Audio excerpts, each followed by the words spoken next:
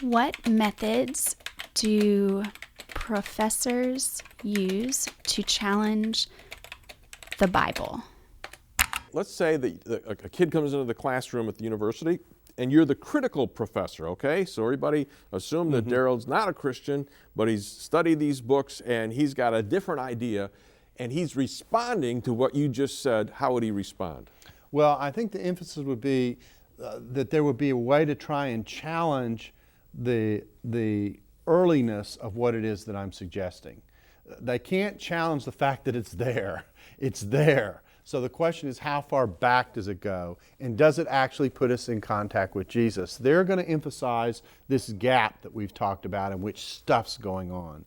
And they're going to argue that what we're seeing in the sources, yeah, it may have a first century pedigree. It may even have a pedigree that's better than these other sources that we're talking about that are later. That's true.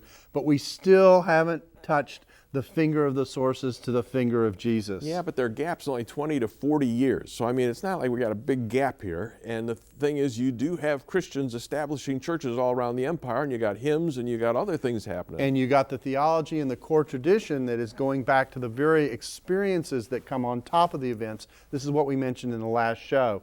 So what we've tried to do is to show this gap that is portrayed as being where so much can happen actually is somewhat an exaggerated figment of the imagination if we're talking about the contents of what we're talking about. Yes, the sources are that much later than the events, but what's feeding into the sources and the tradition that's feeding into the sources and the stories that are feeding into the sources, you can push them back and close that gap.